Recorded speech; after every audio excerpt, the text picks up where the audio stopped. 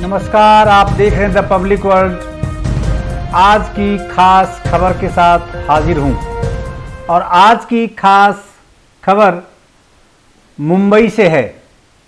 जैसा कि आप सभी जानते हैं, मुंबई में ही नहीं बल्कि पूरे देश में आर्यन खान ड्रग्स मामला ज़बरदस्त चर्चा में है। पिछले 2 सप्ताह से भी अधिक समय से इस मामले को लेकर पूरे देश की नज़र मुंबई यानी महाराष्ट्र की ओर लगी हुई है। मीडिया के कैमरे उसी तरफ मुड़े हुए हैं। 24 घंटे में से कम 12 से 16 घंटे तक मीडिया की नज़रें एनसीबी के जोनल दफ्तर की ओर लगी रहती हैं और कारण है शाहरुख खान अभिनेता का बेटा आर्यन खान का ड्रग्स मामले में फंसना। मुंबई के आर्यन खान ड्रग्स केस में लगातार नए मोड़ आते जा रहे हैं। नित नए खुलासे होने की वजह से मीडिया को किसी दूसरी खबरों पर नज़र डालने की फुर्सत नहीं मिल पा रही है। आज फिर एक बड़ा खुलासा हुआ है और इस ड्रग्स केस में गवाह प्रभाकर सैल ने एनसीबी के जोनल डायरेक्टर समीर वानखेड़े पर 8 करोड़ रुपए की वसूली के आरोप लगाए हैं। वास्तव में सैल ने 25 करोड़ में डील होने का दावा किया है, जिनमें से उसके बयान के आधार पर कहा गया है कि 8 करोड़ रुपए एनसीबी के जोनल डायरेक्टर वानखेड़े को दिया जाना था। इस मुद्दे पर अब मुंबई एनसीबी ने भी स्पष्टीकरण जारी कर प्रभाकर की भूमिका पर ही सवाल खड़े कर दिए हैं। मुंबई रीजनल ऑफिस के deputy director DDG general Mutha Ashok Jain ने विस्तृत बयान जारी कर अपना पक्ष रखा है।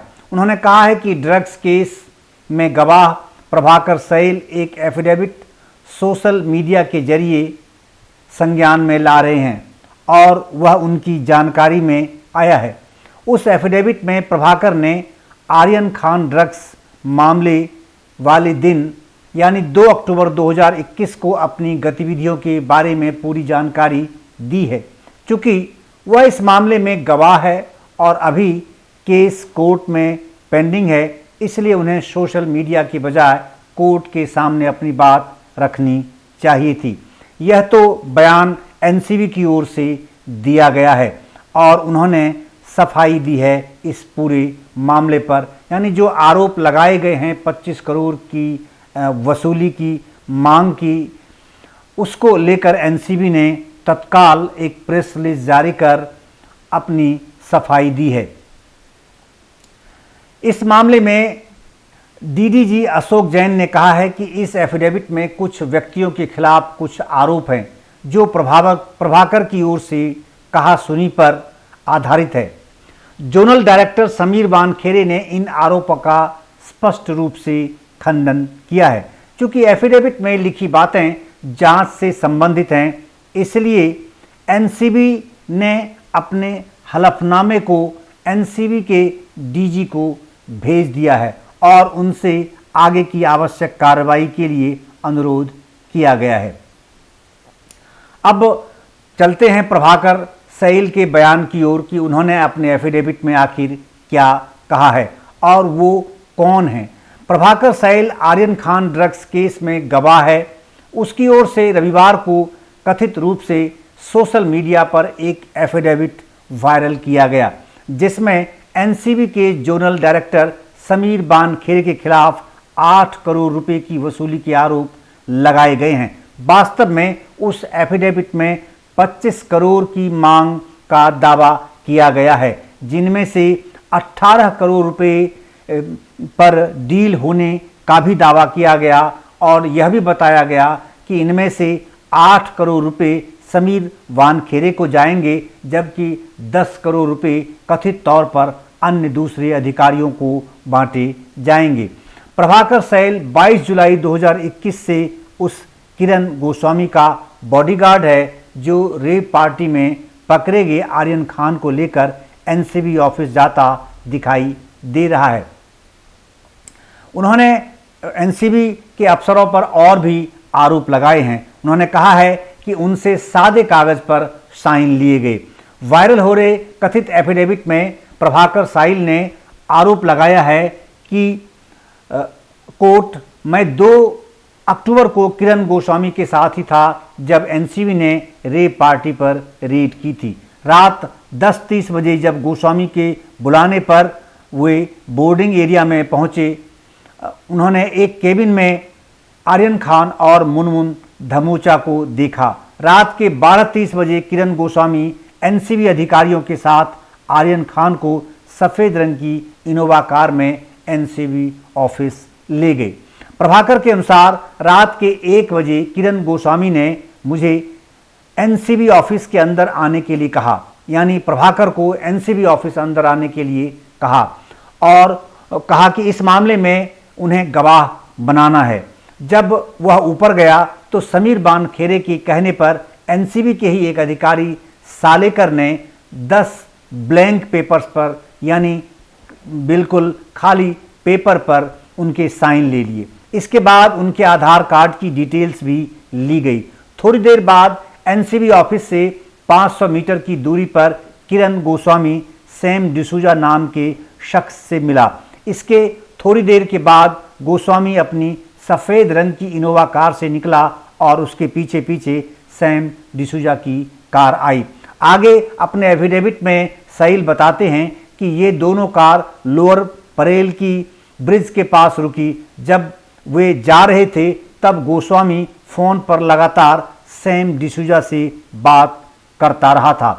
गोस्वामी ने कहा कि उनको बातचीत में, जैसा कि सैल ने दावा किया है कि तुमने 25 करोड़ का बम डाल दिया है, अब इसे 18 करोड़ रुपये में फाइनल करो। बकौल सैल हमें 8 करोड़ रुपये समीर वानखेड़े को भी देने हैं, ऐसा उन्होंने फ़ोन पर बातचीत में कहा। आगे पैसों से भरे 2 बैग लाए गए, ऐसा प्रभाकर साइल का कहना है। उसने अपने एफिडेविट में यह भी दावा किया है कि एफिडेविट में लगाए आरोप के अनुसार इसके थोड़ी देर बाद एक नीले रंग की मर्सिडीज कार आती है जिसमें से पूजा डडलानी उतरती है और पूजा डडलानी, सैम डिसूजा और गोस्वामी मर्सिडीज कार में बैठकर बातें करने लग जाते हैं। पूजा डडलानी के बारे में बताया गया है कि वो शाहरुख खान के मैनेजर हैं। इसके 15 मिनट बाद सब गाड़ी से बाहर निकल जाते हैं। फिर वे, यानी प्रभाकर सैल और किरण गोस्वामी मंत्रालय के पास पहुंचते हैं। गोस्वामी किसी से बात करता है, फिर वाशी चला जाता है। सैल ने आगे बताया है कि वाशी जाने के बाद किरण गोस्वामी दोबारा से तारदेव जाने के लिए कहता है और 50 लाख रुपए वहां से कलेक्ट करने के लिए कहता है, जहां 5102 नंबर की एक सफ़ेद कार आती है, जैसा कि सैल ने अपने एफिडेविट में दावा किया है, जिसमें पैसों से भरे 2 बैग निकलते हैं और उन्हें लेकर सैल वाशी जाता है और गोस्वामी को दे देता है, ऐसा उसने अपने एफिडेविट में दावा किया है। और ये एफिडेविट आप इस स्क्रीन पर भी देख सकते हैं। पूरी एफिडेविट इस पर डाली गई है, जिससे आप उस एफिडेविट को स्वयं भी पढ़कर उनके बयानों को ठीक से समझ सकते हैं। समीर वानखेड़े जो हैं उसके बारे में आज और भी कई तरह के राजनीतिक बयान भी आए, क्योंकि उन पर कई प्रकार के आरोप, नवाब मलिक जो एनसीबी के नेता भी हैं और महाराष्ट्र में कैबिनेट मिनिस्टर भी हैं और बहुत पावरफुल कैबिनेट मिनिस्टर माने जाते हैं एनसीबी की ओर से, लगातार बैटिंग कर रहे हैं और समीर वानखेड़े पर लगातार वो आरोप पर आरोप मरते जा रहे हैं। उनके विदेश भ्रमण के भी आरोप उन्होंने लगाए हैं। हालांकि उनके बारे में समीर वानखेड़े ने भी कुछ स्पष्टीकरण जारी किया है और उन्होंने उन्हें कार्रवाई या उन्हें जेल भेजने की चुनौती भी दी है। दोनों एक दूसरे पर सत्यमेव जयते का जुमला छोड़कर एक दूसरे को को हमला कर रहे हैं उनका जवाब दे रहे हैं।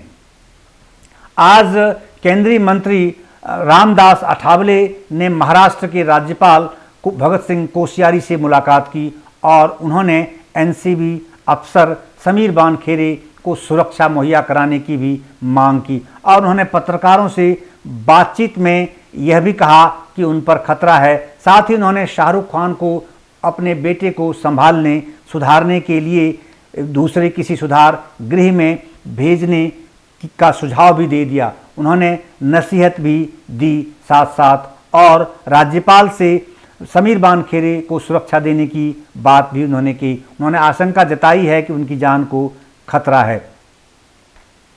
प्रभाकर सैल ने कथित रूप से कहा है कि अगली शाम किरण गोस्वामी उसे वासी बुलाता है, पैसों से भरे बैग्स देता है और इन्हें सैम डिसूजा को देने को कहता है। शाम को लगभग 6:15 पर सैम डिसूजा उसे होटल ट्राइडेंट बुलाता है जहां वे पैसों से भरे बैग्स उसे दे देता है, यानी प्रभाकर सैल उसको पैसों से भरे बैग दे देता है। किरण गोस्वामी अब गायब है और उन्होंने आशंका जताई है, प्रभाकर सैल ने आशंका जताई है कि उनकी हत्या कराई जा सकती है एनसीबी के द्वारा। इस प्रकार के गंभीर आरोप और प्रत्यारोप के दौर अब आर्यन खान मामले में जारी है और राजनीति भी इस पर चरम पर है। एनसीबी और शिवसेना दोनों ही एनसीबी पर हमलावर है। लगातार हमले हो रहे हैं एक दूसरे की तरफ से, यहाँ तक कि महाराष्ट्र के मुख्यमंत्री और शिवसेना प्रमुख ठाकरे ने भी यह आरोप लगा दिया है कि यह एक षड्यंत्र है महाराष्ट्र की छवि को खराब करने का। तो अब मामला यहाँ तक पहुँच गया है। अब आने वाला वक्त बताएगा कि आखिर एनसीबी इस मामले में किस प्रकार के कानूनी कदम उठाता है या फिर समीर वानखेड़े जिन पर इस प्रकार के गंभीर आरोप लग रहे हैं, क्या उनके खिलाफ विभागीय कोई कार्रवाई होती है या फिर जांच की कोई स्थिति बनती है। दूसरी तरफ समीर वानखेड़े ने भी महाराष्ट्र पुलिस कमिश्नर को इस मामले की जांच के लिए उनसे विनती की है, उनसे लेटर लिखा है और जो उनके साथ ये इस प्रकार की घटनाएं और बयानबाजी हो रही है उसको लेकर उन्होंने अपने खिलाफ होने वाले षड्यंत्र की आशंका जताई है। उन्होंने महाराष्ट्र डीजीपी को लिखे पत्र में कहा है कि उन्हें आशंका है कि उनके खिलाफ कुछ अज्ञात लोग षड्यंत्र रच रहे हैं और उन्हें जेल भेजने की, यानी उनके खिलाफ कानूनी कार्रवाई करने का षड्यंत्र रच सकते हैं। बहरहाल अब यह मामला इतनी दूर तक पहुंच चुका है जिसे आने वाले समय में अगर इस पर कोई विराम लगाने की स्थिति में होंगे तो वह कोर्ट या अदालतें ही होंगी। तो इसीलिए अब देश के लोगों को अदालतों से ही उम्मीद है कि इस मामले में सत्य को सामने लाने की स्थिति बनेगी। बहरहाल इस पेशकश में इतना ही।